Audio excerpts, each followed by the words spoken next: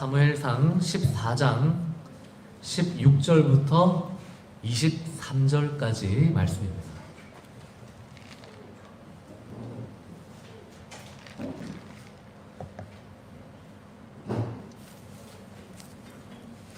오늘 원래는 30절까지로 처음에는 본문이 설정되어 있었는데 제가 준비하다가 줄였습니다.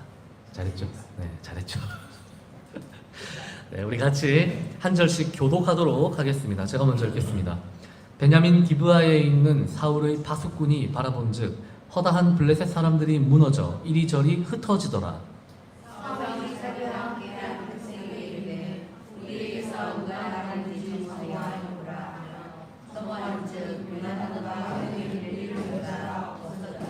사울이 아히야에게 이르되 하나님의 궤를 이리로 가져오라 하니 그때에 하나님의 궤가 이스라엘 자손과 함께 있음이니라. 사울이 전장에게 말할 때에 블레셋 사람들 중에 소문이 동정으로 앉으라. 사울이 전장에게 이르되 내 소리를 보라하고 사울과 그와 함께한 모든 백성이 모여 전장에 가서 본즉 블레셋 사람들이 각각 칼로 자기의 동무들을 침으로 크게 혼란하였더라.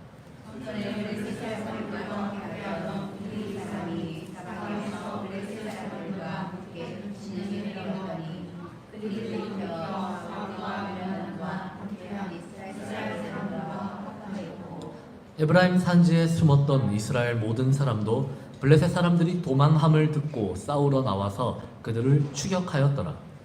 여호와께서 그날에 이스라엘을 구원하심으로 전쟁이 베다웬을 지나니라. 아멘.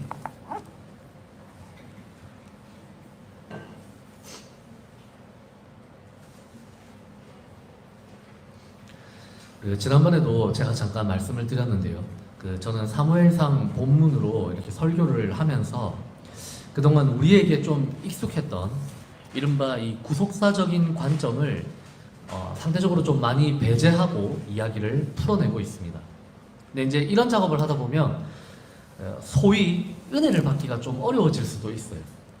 근데 이제 그래서 그런 부분이 저한테는 좀 고민이 되기도 합니다. 보통 우리가 이제 모든 어떤 설교를 하든지 항상 그 결말부에 가면 이렇게 예수 그리스도의 은혜, 하나님의 사랑 이런 부분과 이렇게 귀결을 해서 이렇게 풀어내는 것이 사실 어떻게 보면 굉장히 소위 말하는 그 은혜로운 그런 방법이거든요. 근데 이제 그런 방법을 좀 많이 배제를 하다 보니까 그런 게 저한테도 사실 개인적인 좀 고민도 됩니다. 근데 이제 구속사적인 관점을 좀 약화시키면 당연히 또 상대적인 장점도 또 하나 나타날 수가 있습니다. 그게 뭐냐면 신학적인 결론으로 이렇게 곧바로 나아가기보다 좀 더 우리가 좀 적실성 있게 우리의 현실에다가 더 깊이 이렇게 이 이야기를 가지고 와서 접목시키기가 좀 더 편해진다는 거죠. 그래서 혹자는 이런 방식을 가리켜서 이 너무 인본주의적인 그런 설교다 아니면 윤리적 설교다 이렇게 비판을 하기도 합니다. 근데 이제 제 생각에는요, 예수 그리스도 중심적으로 우리가 본문을 풀어낼 때도 필요하고 또 요즘 우리가 지금 나누고 있는 것처럼 좀 더 현실에 가깝게 접목을 시켜서 이 성서 이야기를 살피는 그런 설교도 다 필요하다는 생각이 좀 들어요. 근데 사실 또 따지고 보면 별로 큰 차이도 없습니다. 왜냐면 우리가 성서 본문을 통해서 예수님께 초점을 맞춰가지고 우리가 설교를 해도 그것을 어차피 우리가 우리의 삶 전반에 넓게 걸쳐서 적용시켜 볼 만한 그런 원리와 원칙으로 우리가 작용을 하게 되기 때문이죠. 그러니까 예수님을 중심으로 해서 우리가 말씀을 풀어도 결국은 그게 적용 단계에 이르면은 우리의 삶 전반적으로 쫙 풀려나가야 되고 우리가 우리의 삶 가까이에 이 성서 이야기를 투영시켜서 설교를 나눈다 해도 결국은 그 안에 핵심 원리는 또 예수님으로부터 비롯된 것이기 때문에 사실 따지고 보면 이거나 저거나 크게 다를 게 없다는 게 제 개인적인 생각입니다. 그래서 우리가 그런 방식으로 지금 이야기를 계속 풀어내고 있는데 지난 시간에 우리가 이 사울이 이끄는 이스라엘 군대가 블레셋의 이 위용 앞에 큰 공포를 느껴서 다 뿔뿔이 흩어지는 그런 모습들을 봤어요.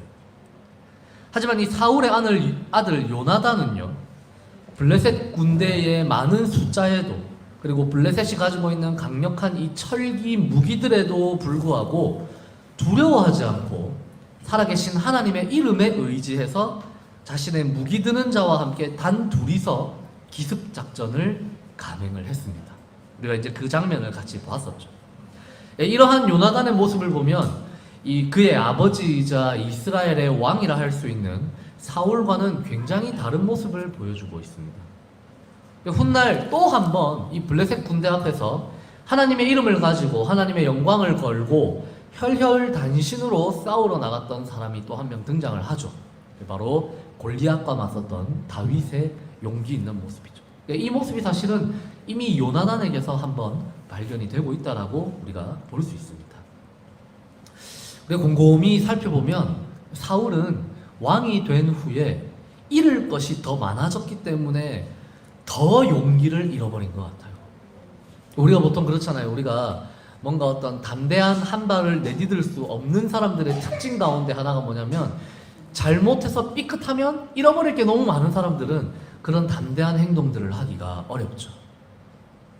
그 반면에 젊고 패기 넘치는 사람들이 보통 담대한 어떤 행동들을 하기가 쉽습니다. 요나단이 딱 그런 모습을 보여주고 있죠. 요나단은 하나님께 표징을 딱 구하고는 그 표징이 이루어지자마자 아무런 망설임 없이 절벽을 타고 내려가서 다시 기어 올라가면서까지 블레셋의 군대를 급습하는 아주 용기 있는 모습을 보여주고 있습니다. 그리고 이 기습 작전으로 인해서 단 둘이 쳐들어갔을 뿐인데 블레셋은 전혀 예상치 못한 곳에서 적군이 등장했다는 그 사실 때문에 엄청나게 큰 혼란에 빠져요. 우리 지난 시간에 잠깐 제가 설명을 해드렸는데, 이스라엘 군대와 블레셋 군대가 서로 이렇게 가까운 데서 마주보고 있었지만 이 둘 사이에는 거대한 협곡이 있었기 때문에 블레셋 군대는 뭐라고 생각했냐면, 우리가 지금 저 가까이서 보이는 이 이스라엘 군대가 우리를 만약에 치려고 하면 옆으로 이렇게 삥 돌아와서 협곡의 반대편으로 삥 돌아와서 우리 군을 뒤편에서 쳐야 된다라고 생각을 했어요.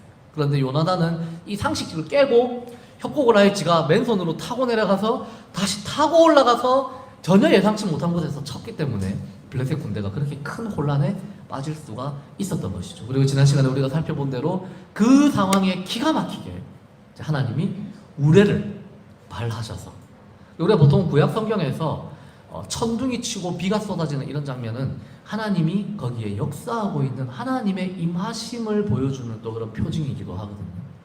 그러니까 하나님이 거기에다가 양념을 치셔서 더 혼란에 빠지기 쉽도록 상황을 만들어 주셨죠. 그래서 요나단과 무기 드는 자 단 2명의 기습으로 인해서 블레셋 군대 전체가 혼란에 빠져서 어떤 일이 일어나냐면, 이제 우레가 치고 천둥이 치니까 또 어두워졌겠죠. 그렇죠? 지금처럼 조명이 있고 전구가 있는 시절이 아니니까. 그러니까 그 깊은 어둠 속에서 누가 적군인지를 분간하지 못한 채로 서로가 서로를 칼로 죽이는 그야말로 혼돈의 카오스가 그 블레셋 진영에 벌어진 겁니다. 그래서 오늘 본문 16절과 20절이 바로 그 장면을 묘사하고 있어요. 16절도요, 우리 오늘 첫 구절인 16절도 70인역 구약 성경을 보면 이제 어떤 식으로 기록을 해놨냐면, 블레셋 군인들이 서로를 치면서 혼란에 빠졌다, 이런 식으로 서술을 해놨거든요. 그러니까 16절과 20절의 내용이 바로 그 내용입니다. 블레셋 군대가 단 2명의 기습으로 인해서 얼마나 많은 적군이 쳐들어왔는지를 모르니까 그냥 눈앞에 대충 실루엣이 보이면 적군인 줄 알고 서로 칼로 치는 거예요. 근데 알고 보면 서로 다 같은 편이에요. 지금 그런 어떤 아주 웃긴 어떤 우픈 그런 상황에 처하게 된 것이죠. 자, 이제 우리가 본문으로 들어가서 요나단과 그의 무기 든 자가 보여준 용기로 인해서 블레셋 진영에는 엄청난 혼란이 일어나서 자기들끼리 치고받는 이 모습이 나타납니다. 그리고 이제 이 모습을 마침내 사울이 이끄는 이스라엘 진영에 있었던 한 파수꾼이 이제 목격을 해요. 아까 말씀드린 대로 두 진영 사이는 굉장히 가까웠기 때문에 눈으로, 육안으로 보면 지금 상대편 진영에서 어떤 일들이 일어나고 있는지 확인할 수가 있는 그런 위치였죠. 그러다 보니까 이 파수꾼이 그 모습을 봤습니다. 쟤들 왜 자기들끼리 서로 칼질하고 싸우고 있지? 지금 뭔가 큰 혼란이 일어났구나 라는 것을 눈치를 챈 거예요. 그래서 이 사울에게 이 사실을 파수꾼이 보고를 하니까 사울이 이것은 블레셋 군대 안에서 그냥 혼돈이 일어난 게 아니라 지금 분명히 우리 중에 누군가가 이 애들을 기습했구나, 그래서 이 군대 안에, 이 블레셋 군대에 이런 큰 혼돈이 일어났구나라는 생각을 하게 됩니다. 그래서 군사들을 점호하도록 시켜요. 군대를 다녀오신 우리 남자분들은 다 이제 아시겠지만, 점호를 하면 이제 하나, 둘, 셋, 넷 이렇게 해가지고 서로 고개를 돌려가면서 마지막 번호가 뭐 15 번호 끝 이렇게 딱 맞춰줘요. 그러면 지금 몇 명 있는지 정확하게 빨리 판단이 되거든요. 게다가 생각을 해보면 지금 이스라엘 군대의 상황은 많은 병사들이 탈영을 해버려서 한 600명 정도밖에 안 남은 상황이라고 앞에 묘사가 되어 있죠. 그러니까 600명 안에서 점호하는 것은 굉장히 쉬운 문제겠죠. 순식간에 누가 사라졌는지 파악이 됐습니다. 그런데 그 둘이 바로 요나단과 그의 무기를 든 자라는 사실이 밝혀진 것이죠. 사울이 아마 황당했을 거예요.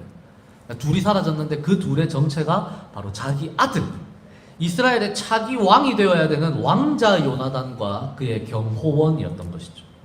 근데 여기서 우리가 이해하기 어려운 장면이 이제 이어져요.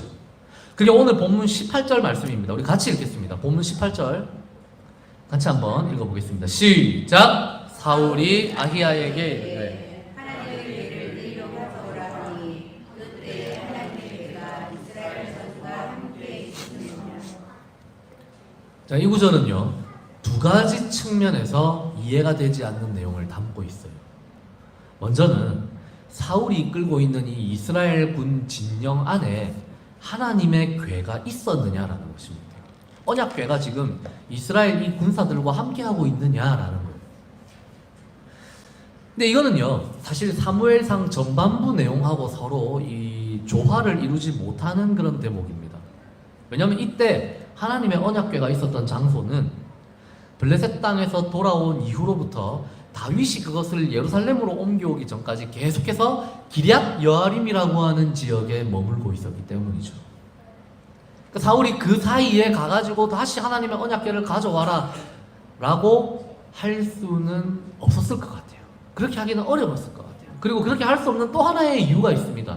사울은 이미 이 홈니와 비느하스, 엘리의 두 아들들이 언약궤를 함부로 전쟁터에 대동했다가 어떤 결과가 나타났는지를 알고 있는 사람이거든요. 어떤 결과가 일어났습니까? 오히려 하나님의 언약궤가 전장에 오니까 더 심한 패배를 당한 역사가 있어요. 그래서 그 궤가 블레셋 사람들에게 빼앗겼던 역사를 이미 이스라엘 사람들이 알고 있습니다. 그러니까 사울이 함부로 야 언약궤를 가져와라, 우리 전쟁터에 언약궤를 대동하자라고 말할 수가 없는 입장이에요. 그래서 70인역 구약성서에는요 이 장면에서 사울의 말을 궤가 아니라 에봇이라고 번역을 해놨습니다. 제가 지난번에 한번 그 이야기를 했었죠, 그죠? 제 생각에도 70인역의 서술이 더 정확하다는 생각이 들어요. 왜냐하면 이미 앞선 본문에 보면, 지난 시간 본문에 보면 사울과 그가 세운 새로운 제사장인 아히야가 전쟁 관련해서 하나님의 신탁을 받기 위해서, 쉽게 이야기하면 점을 치기 위해서 에봇을 가지고 있었다는 기록이 있거든요. 실제 정황을 고려해 보아도 언약궤가 아니라 에봇을 가져오라고 한 것이 그러니까 더 잘 들어맞는 거예요. 아히야가 가지고 있었던 그 에봇을 가져오라고 아히야에게 명령한 겁니다. 뭐 하려고 그랬을까요? 신탁을 받으려고. 쉽게 이야기하면 점을 치려고 한 것이죠. 그런데 여기서 이제 또 한 가지 의문점이 생기죠. 에봇을 가져오라고 하는 이 요구는 결국 지금 사울과 이스라엘 군대가 지금 저 혼란에 빠져있는 저 블레셋 군을 하나님 우리가 치러 갈까요 말까요 이걸 물어보려고 지금 에봇을 가져오라고 한 거거든요. 근데 여러분 이게 진짜 신탁을 구할 만한 문제일까요? 이게 지금 하나님께 허락을 받아야 될 문제일까요? 그리고 생각해보면 지금 블레셋 군대에 쳐들어가 있는 두 명의 정체가 밝혀졌잖아요. 점호를 하면서. 그게 사울 지 아들이에요. 사울 자기 아들이에요. 그리고 이스라엘을 앞으로 계승해야 할 왕자인 요나단이에요. 그러니까 이거는 지금 신탁을 지금 구할 때가 아니라 지금 자기 아들의 목숨을 구하기 위해서라도 당장 이스라엘 전군을 이끌고 죽이 되든 밥이 되든 지금 빨리 블레셋 진영으로 쳐들어가야 되는 상황인 거거든요.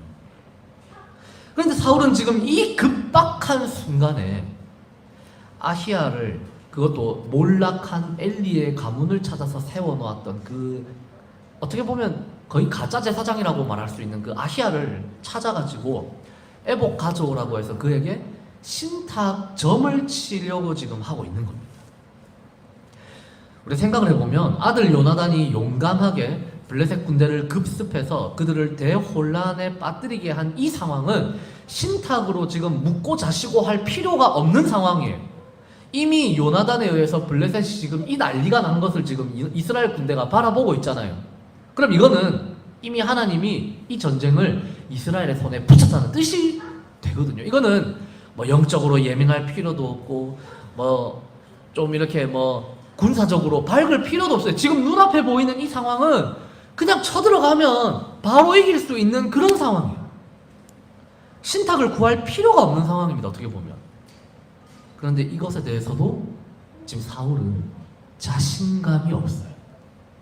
자신을 갖지 못하고 에봇에 다시 한번 의지해서 내가 이거 할까 말까 이거를 알아보려고 하는 거예요.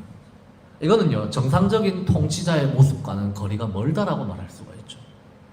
자신도 없고 용기도 없으면 최소한 왕으로서 자신이 카리스마적인 어떤 책임 의식이라도 가져야 돼요. 그래서 죽이 되든 밥이 되든 내가 지금 빨리 우리 병사들을 이끌고 싸우고 안 되면 내가 책임진다, 이런 마인드라도 가져야 된다는 말이에요. 왕이니까. 근데 사울은 그것조차 지금 갖지 못하고 있는 겁니다.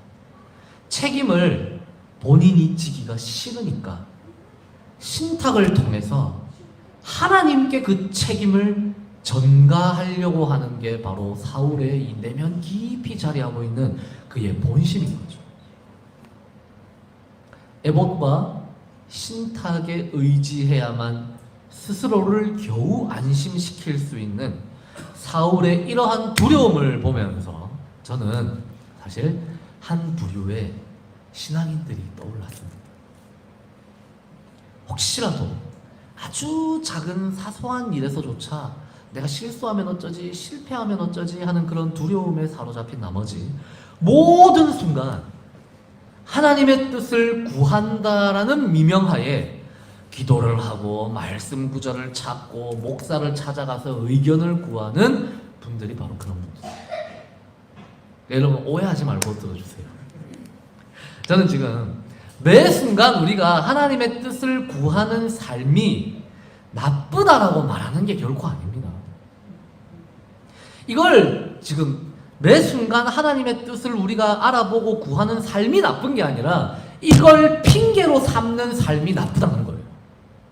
이걸 책임 회피의 수단으로 삼는 게 나쁘다는 거예요. 당연히 우리는요, 매 순간 하나님의 뜻을 구하고 그 뜻이 무엇인지 깊이 묵상하는 그런 삶을 살아야 됩니다. 그런데 하나님의 뜻을 구한다라는 이 개념을 이렇게 사울처럼 신탁을 받듯이 매번 직통 계시를 받고 싶어하고 간접 계시를 받고 싶어하는, 그러니까 내 의지, 내 생각은 다 버려놓고 내 뇌는 딱 끄집어내놓고 그 자리를 다른 누군가가 자꾸 채워주기를 바라고 있는 삶, 이게 잘못되었다는 거예요. 이거는 하나님의 뜻을 구하는 삶이라고 말할 수가 없습니다. 이게 겉으로 보면 굉장히 믿음 좋아 보이거든요. 뭐든지 하나님 제가 마라탕을 먹을까요? 짜장면을 먹을까요? 이거까지 기도하면서 자꾸 구하려고 하는 이거, 겉으로 보면 굉장히 신실해 보이는데 알고 보면 아주 작은 책임조차 지기 싫어야 하는 거예요. 아주 작은 영역조차 하나님께 미루려고 하는 거예요. 이건 하나님께 책임을 전가해버리는 사울의 그 모습과 똑같은 삶의 모습입니다. 여러분, 제가 신학을 공부하면서요, 참 많은 부분들이 정말 쓸데없다라고 여겼었습니다. 먹고 사는데 아무 도움 안 되는 그런 영역들이 진짜 많았어요. 그런데 제가 신학을 공부하면서 이거는 정말 내가 참 평생에 걸쳐서 그래도 내 삶 가운데 좀 의미가 있는 그런 깨달음이구나, 그런 가르침이구나 하고 여겼던 부분이 하나가 있어요.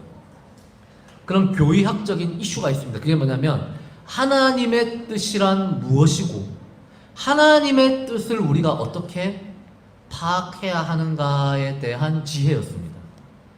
여러분, 우리가 하나님의 뜻이라고 부를 수 있는 영역은 두 가지가 있어요. 하나는요, 하나님이 무엇을 원하시는가입니다. 하나님의 뜻이라고 우리가 보통 부르는 두 가지 영역이 있는데 그 한 가지 영역은 뭐냐면 지금 하나님이 나에게 무엇을 원하시는가. 어떻게 보면 현재적인 영역이죠. 풀어서 이야기하면 하나님 제가 어떻게 하면 될까요? 라고 우리가 물을 수 있는 영역입니다. 나머지 하나는 뭐냐면 하나님의 뜻, 미래를 향한 하나님의 뜻이에요. 하나님 앞으로 어떻게 되겠습니까? 라고 우리가 물어볼 수 있는 영역이죠. 그래서 하나는 현재적인 영역이고 하나는 미래적인 영역이라고 말할 수 있습니다. 수많은 사람들은요, 일단 이 두 번째 사안, 미래적인 영역에 더 깊은 관심을 갖고 살아갑니다. 그러니까 지금 당장 내가 어떻게 말하는가, 지금 당장 내가 어떻게 행동해야 하는가, 그것이 하나님이 기뻐하시는 일인가에 대한 관심보다 앞으로 내 인생이 어떻게 전개될 것이고 내가 어떤 선택을 해야 나 자신에게 더 이득이 되는 미래가 열릴 것인가, 내 삶에 앞으로 어떤 위기와 고난들이 찾아올 것인가, 내가 누구랑 결혼을 해야 더 행복한 결혼 생활을 할 것인가, 이런 것들이 우리가 정말 관심 있어 하는 하나님의 뜻이라고요. 그래서 하나님을 믿지 않는 분들 중에는 여러 가지 선택지 중에 아주 강력한 선택지가 하나가 있는데 그게 뭐겠습니까? 무속인들을 찾아가는 거예요. 그래서 미래의 일을 점을 치는 겁니다. 물론 교회를 다니는 분들도 이렇게 무속인들을 찾아가는 분들이 굉장히 많다 하죠. 근데 본인들끼리 그런 정보를 또 공유하기도 한다더라고요. 아유 집사님 제가 요번에 요런 누구누구 무슨 동자님한테 갔다 왔는데 아주 이분이 거의 사무엘급이더라, 이런 식으로 이렇게 정보를 공유. 하나님이 굉장히 싫어하시는 그런 일입니다. 혹시 여러분 그런 마음이 들거들랑 그냥 저한테 오세요. 제가 절반 가격에 해드릴 테니까 저한테 오시면 되겠습니다. 이 부분은 편집해야 되는데 나중에 편집 못 잘라요. 그래서요, 여러분 사주라든지 관상이라든지 이런 걸 통해서 팔자를 알고 싶어하는 그 인간의 욕망이 우리 기독교식으로 딱 바뀌면 어떻게 되냐? 하나님의 뜻을 알고 싶다라는 아주 그런 거룩해 보이는 그런 용어로 바뀌는 거예요. 그 사실은 굉장히 세속적인 욕망이에요. 우리의 미래가 어떻게 열릴 것인가, 내 미래에 어떤 일들이 일어날 것인가를 알고 싶어하는 것. 그런데요, 성서의 가르침에 의하면 미래가 어떻게 전개될 것인가, 혹은 내가 지금 어떤 선택을 해야 앞으로 내가 더 나은 미래를 맞이할 수 있을 것인가 따위의 이런 일들은요, 우리 인간이 관심을 둬야 하는 영역이 아닙니다. 아니라고 성서는 우리에게 말씀해요. 이것은 하나님의 통치의 영역이지 우리가 알아야 할 부분이 아니라고 이야기를 한다고요.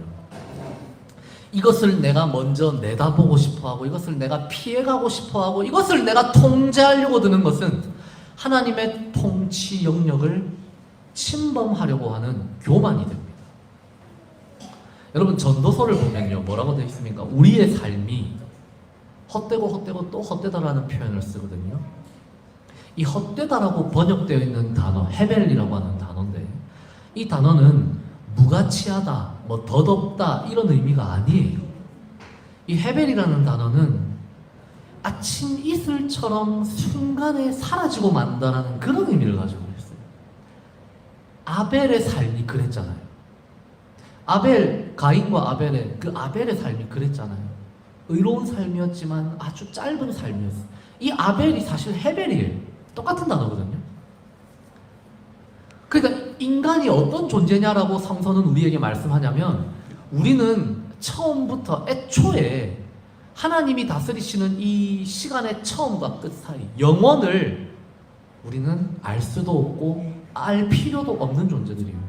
우리는 헤벨에 불과한 존재들이기 때문에, 우리는 그 찰나에 불과한, 아침 이슬과 같이 빠르게 사라지고 말 그런 존재에 불과하기 때문에 성서는 우리에게 뭘 강요하냐면 주어진 현재에 최선을 다하라고 말씀합니다. 그리고 그 현실을 온전히 감사하며 살아라고 이야기합니다. 그 현실이 어떤 현실이든지 간에 그 현실 속에서 하나님께 감사할 수 있으면 그 삶을 너는 누릴 수 있다라고 이야기를 해요. 그게 전도서의 가르침입니다. 그러니까 미래가 어떻게 될 것인가, 내가 어떻게 내 미래를 통제할 것인가에 대해서 욕망을 내려놓아라고 이야기를 합니다. 그것을 알 자격이 우리에게 없다라고 이야기를 해요. 그렇게 보면 그 하나님의 뜻, 미래에 관련된 하나님의 뜻은 우리에게 철저하게 숨겨져 있는 것입니다. 그러므로 인간은요, 다른 하나님의 뜻을 구하면서 살아가야 돼요. 그게 뭡니까? 첫 번째 사안이죠. 하나님이 지금 나에게 무엇을 원하시는가? 하나님, 제가 어떻게 할까요? 이것이 우리가 구해야 할 하나님의 뜻입니다.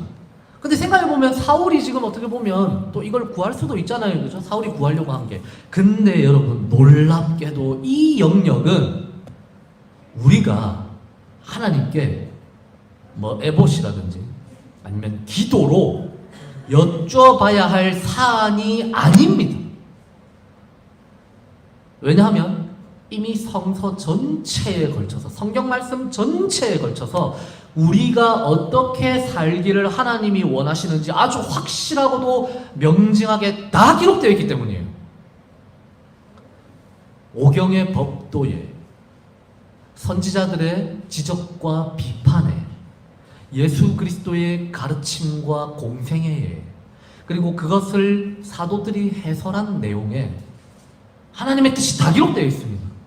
그러니까 우리는 지금 내가 어떻게 행동해야 할까에 관해서 하나님께 기도로 물을 이유가 없어요. 왜냐하면 하나님이 이미 성경을 통해서 우리에게 다 가르쳐줬기 때문이에요.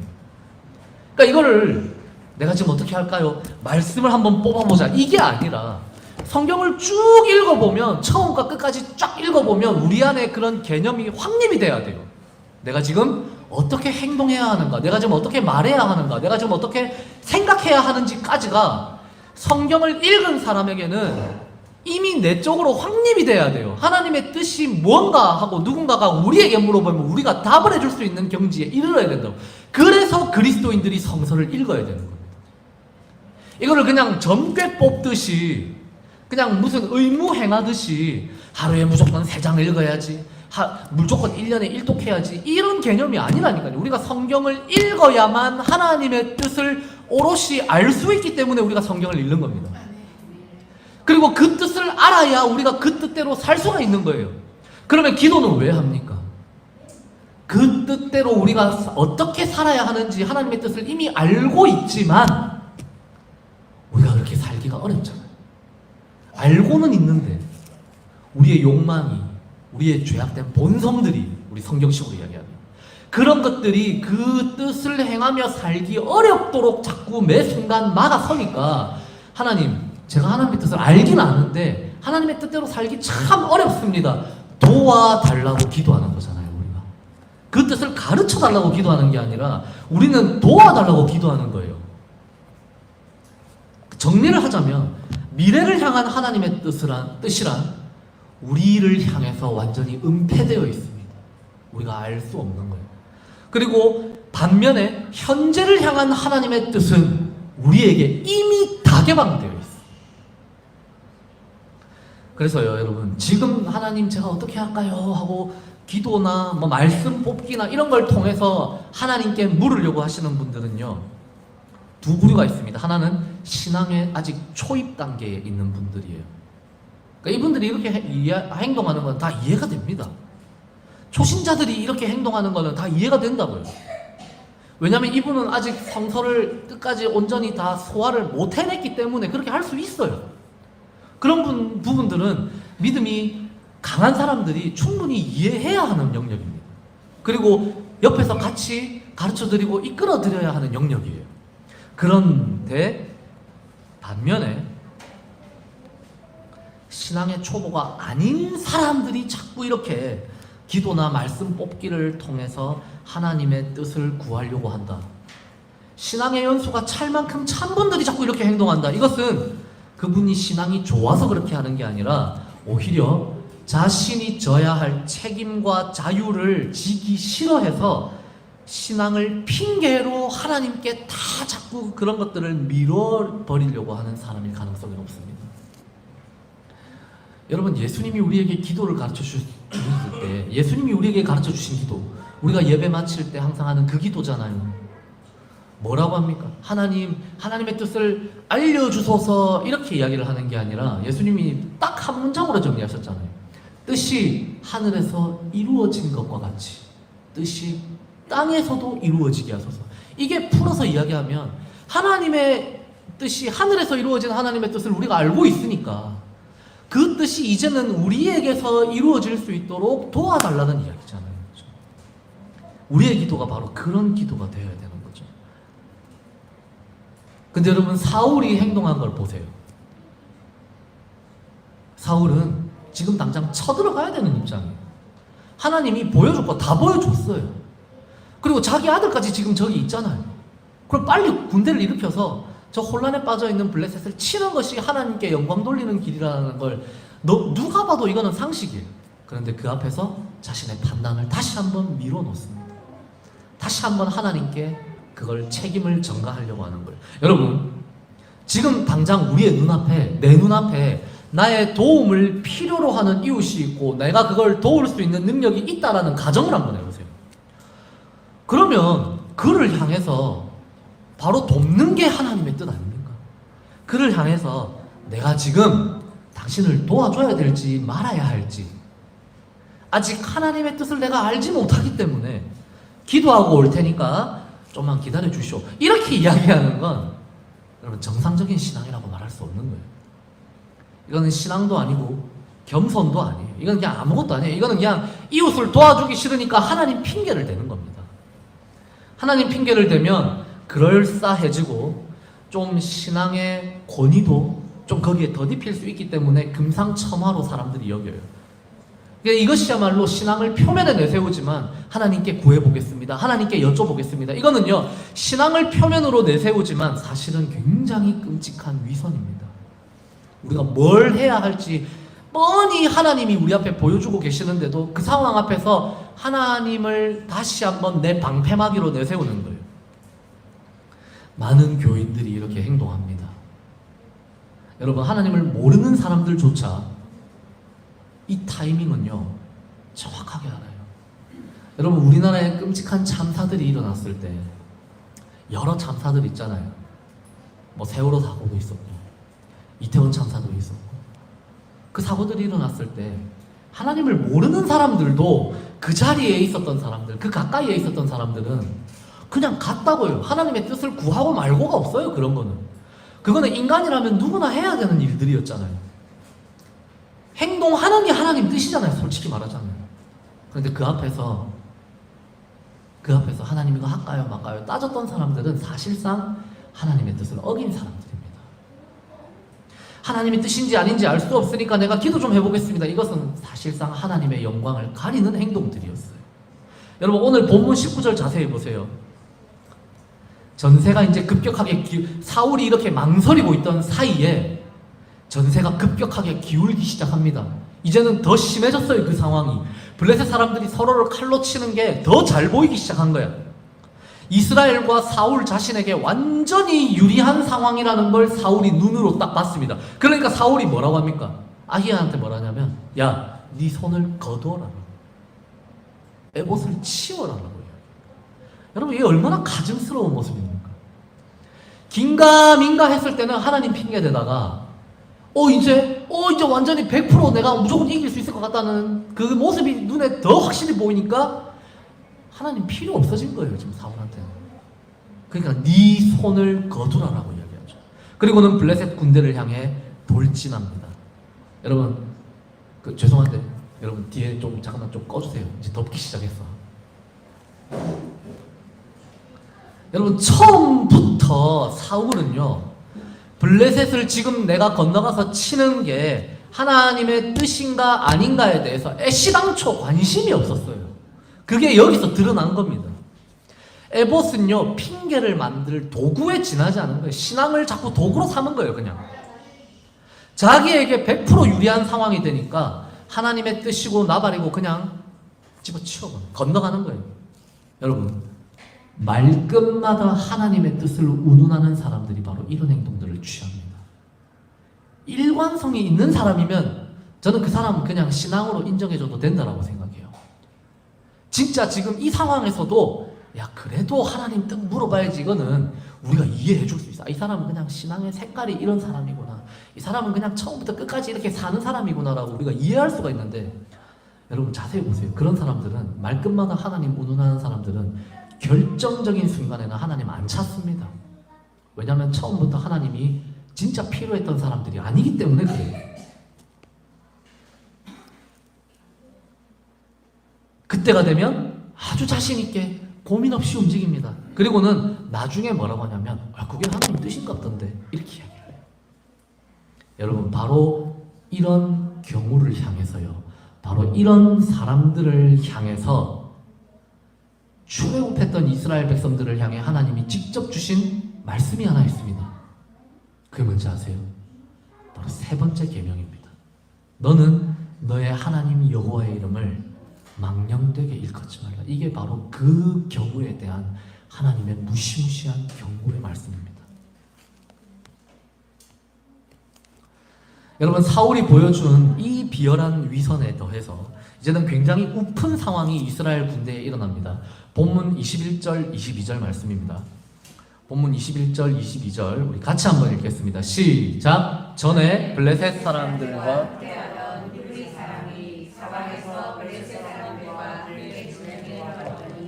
그들이 돌이켜 사울과 요나단과 함께한 이스라엘 사람들과 합하였고, 에브라임 산지에 숨었던 이스라엘 모든 사람도 블레셋 사람들이 도망함을 듣고 싸우러 나와서 그들을 추격하였더라. 21절의 상황을 먼저 보면 여기서 히브리 사람이다라는 이런 멸시적인 표현으로 이스라엘 백성들을 지칭하고 있는데, 이들은 이전에 이스라엘을 배신했던 배신자들입니다. 21절에 나타나는 히브리 사람들, 이스라엘 사람들은 이전에 이스라엘을 배신하고 블레셋 편에 붙어먹은 사람들이에요. 심지어 이들은 이스라엘을 침공한 그 블레셋 군대에 들어가 있었어요. 그러니까 따지고 보면 친일파 같은 매국노들입니다. 우리식으로 이야기를 하자면. 그래서 전에 블레셋 사람들과 함께 하던 이런 표현이 쓰인 거고, 블레셋 사람들과 함께 진영에 들어왔더니 라는 표현을 쓴 겁니다. 그러니까 이들이 지금 어떤 일이 일어났냐면 블레셋 군대가 지금 질 것 같거든요. 그리고 이스라엘 군대가 이제 그 블레셋 군대를 치러 왔거든요. 그러니까 딱 전황을 보니까 블레셋 편을 계속 들면 안 되겠는데 라는 생각이 든 거예요. 그래서 다시 배신을 또 때리는 거예요. 2번 배신을 때린 거예요. 그래서 이스라엘 편이었던 놈들이 블레셋 편으로 갔다가 블레셋이 질 것 같으니까 다시 이스라엘로 간 겁니다. 우리가 이런 경우를 뭐라고 하냐면 이제 360도 회심이라고 이야기를 해요. 우리가 처음에 이제 예수 그리스도를 믿고 180도 회심을 했다가 세상이 너무 좋으니까 다시 회심을 해서 360도 회심으로 이렇게 돌아가 버리는 그런 분들이 있다라고 우리가 사실 우스갯소리로 얘기하잖아요. 이제 이 360도 회심이 이 이스라엘 사람들한테 일어난 거죠. 그래서 이들이 이제 이스라엘 편에 서서 블레셋 군대를 척살하기 시작해요. 이러니까 블레셋은 더 큰 혼란에 빠져버립니다. 왜냐하면 자기 편 들었던, 자기 편인 줄 알았던 놈들까지 지금 또 칼 들고 설치기 시작한 거예요. 그리고 22절의 상황도 좀 웃긴 상황입니다. 우리가 이거는 이전에 사무엘상 13장 본문으로 돌아가야 되는데, 사무엘상 13장 6절 7절 본문을 제가 읽겠습니다. 이스라엘 사람들이 위급함을 보고 절박하여 굴과 수풀과 바위 틈과 은밀한 곳과 웅덩이에 숨으며, 어떤 히브리 사람들은 요단을 건너 갓과 길르앗 땅으로 가되 사울은 아직 길갈에 있고 그를 따른 모든 백성은 떨더라. 이게 뭐냐면 블레셋 군대가 처음에 진군해 왔을 때 블레셋 군대의 그 위용을 보고 이스라엘 병사들 대부분이 엄청나게 두려움을 가지고 있었어요. 군대의 수도 많고 블레셋이, 그리고 블레셋은 철기를 가지고 있는 걸 보고 우린 상대가 안 되겠구나라고 두려워한 거예요. 그러면서 어떻게 했습니까? 다 뿔뿔이 흩어지고 도망갔습니다. 탈령을 한 거예요. 탈령. 22절에서 지금 이야기하는 이 이스라엘 군대는 탈령병들입니다. 21절은 배신자들, 22절은 탈령병들이에요. 이 탈령한 놈들이 다시 돌아온 거예요. 뭘 보고? 블레셋이 질 것 같으니까, 이스라엘이 이길 것 같으니까 하면서 뿔뿔이 흩어지는 그 도망가는 그 블레셋 군대를 이제 블레셋 퇴각하는 블레셋 군대를 같이 추격한 거예요. 그 어디서 뛰어나와가지고 굴이나 웅덩이나 산 속에 숨어있던 자들이 잘됐다. 야, 이게 우리가 계속 숨어 있었으면 이제 겁쟁이로 그냥 평생 낙인 찍혀서 살아가야 되는데, 야, 이것이 기회다 라고 하면서 무기를 들고 같이 뛰어나온 거예요. 그래가지고 블레셋 군대를 추격한 거죠. 전쟁 초반기에만 해도 이런 일이 일어날 거라고 아무도 생각을 못했습니다. 그죠? 이스라엘은 진짜 당장 패배하고 멸망해도 이상하지 않을 위기 상황이었는데, 요나단과 그 무기 든 자 딱 2명의 용기가 이스라엘의 전황을 이렇게 강력하게 바꿔놓은 거예요. 근데 곰곰이 생각해보면 이스라엘 군대가 지금 승리하는 이 과정에서 이들에게 합류하고 있는 이 두 부류들, 21절의 부류들과 22절의 부류들은 결코 반갑지 않은 군상들입니다. 그렇지 않아요? 21절에 등장하는 이들은요, 이미 이스라엘 동족들을 배신 때렸던 놈들 아닙니까? 블레셋 민족에게 빌붙어서 먹고 살던 매국노들이에요. 22절에 등장하는 놈들도 비슷합니다. 함께 전쟁을 하기로 모여놓고 무서우니까 도망간 놈들이에요. 탈령에서 도망친 겁쟁이들이란 말이죠. 이런 자들이 이제 이스라엘이 이길 것 같으니까 되돌아와서 사울의 군대에 합류해버렸습니다. 제가 요나단 입장이라면 진짜 싫을 것 같아요. 나는 목숨을 걸고 내 무기 든 자와 함께 블레셋 진영에 혈혈단신으로 쳐들어갔는데, 이것들은 조국을 배신하고 빌부터 먹다가 이제 그 조국이 이길 것 같으니까 다시 블레셋을 배신하고 이스라엘로 돌아온 놈들.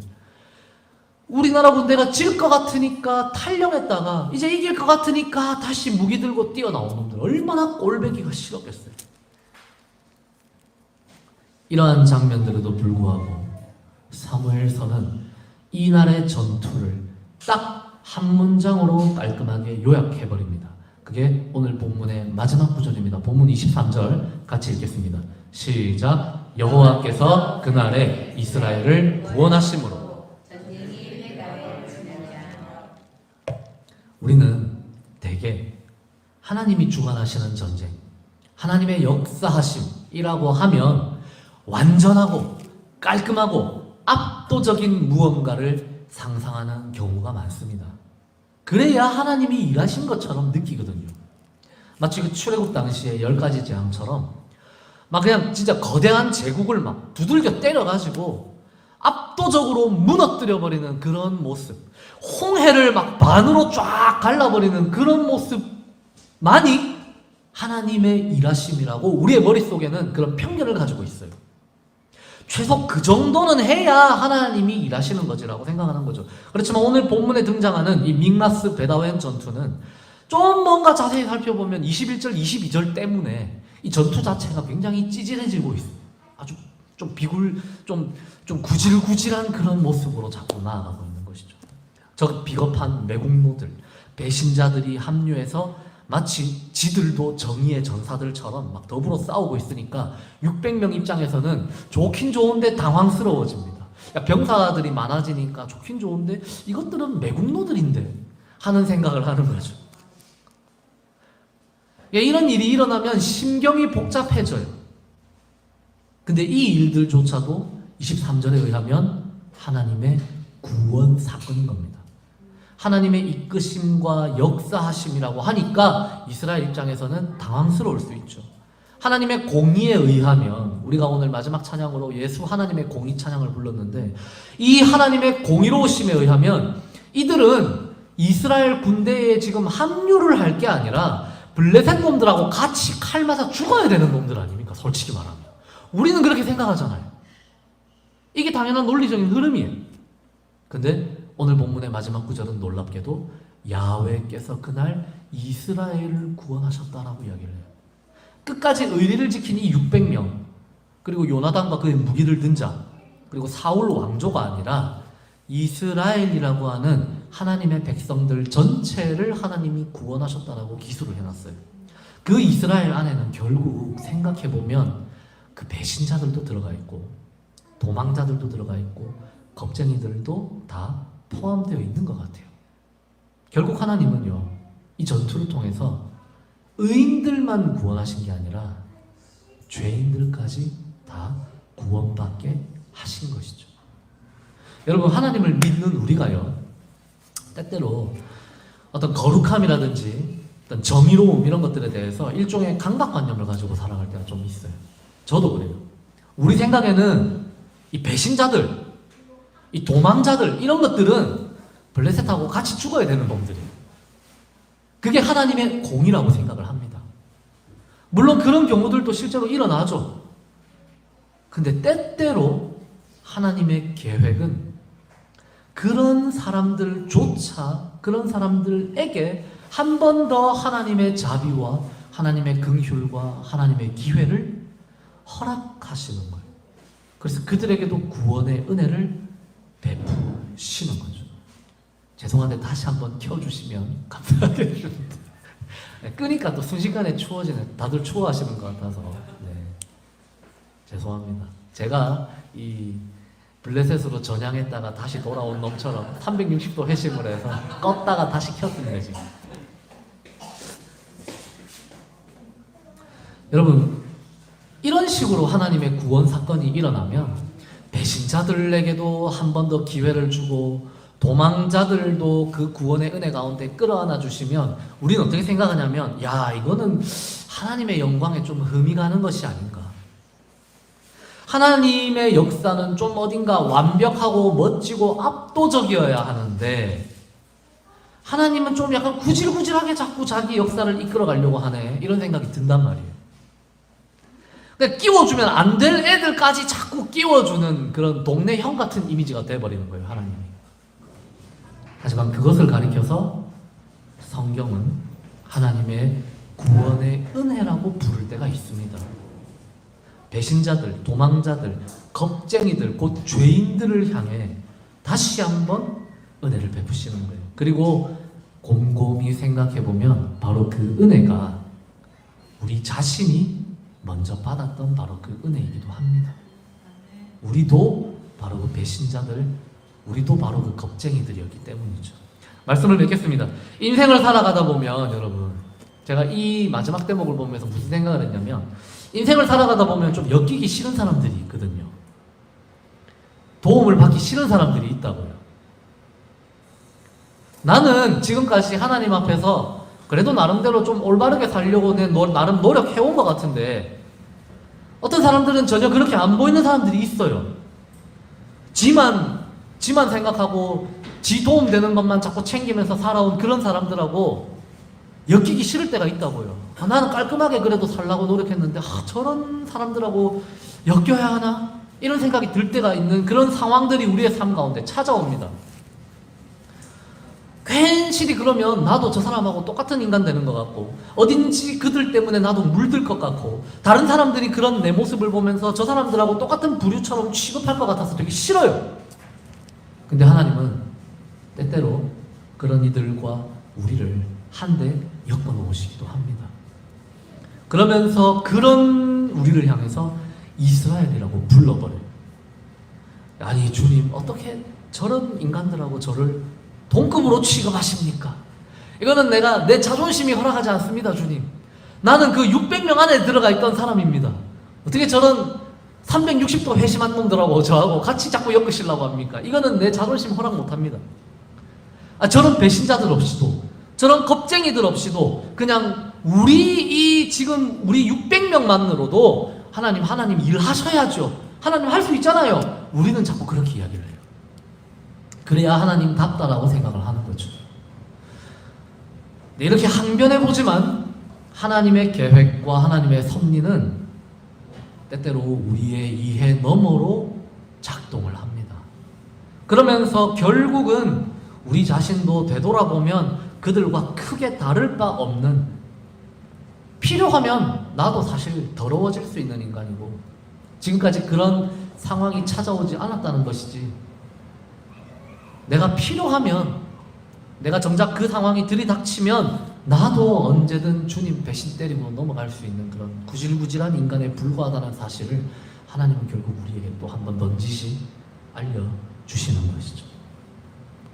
하나님이 전쟁을 이끄시는 방법, 더 나아가서 하나님께서 우리의 삶을 빚어가시는 방법은 여러분 때때로 굉장히 다이나믹하지만 때로는 이게 맞나 싶을 정도로 구질구질하고 이해되지 않는 일들 투성이이기도 합니다. 자꾸만 우리는 에봇을 가지고 좀 점을 치고 싶고, 그런데 그런 우리를 향해서 하나님은 손짓하시면서 에봇 그거 필요 없으니까 내가 이미 너희한테 다 가르쳐줬잖아. 지금 당장 세상과 이웃들을 향해 나아가라고 내모시기도 합니다.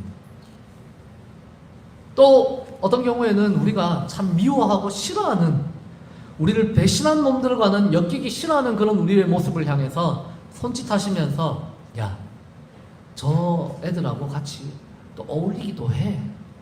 그게 어떨 때는 또 내 뜻이야 라고 말씀하시기도 해요. 이 모든 것이 그분의 놀라운 계획과 창조의 섭리 그 일부라는 것을 우리는 믿고 살아가야 합니다. 그리고 이 믿음 가운데 이스라엘을 향한 하나님의 구원이 오늘도 역사하고 계심을 우리가 또한 고백합니다. 이 믿음과 고백으로 우리가 사람의 이해 너머로 일하시는 하나님을 향한 신뢰함 가운데 우리가 또 한 주를 살아낼 수 있기를 사랑하는 주님의 이름으로 축복합니다. 함께 우리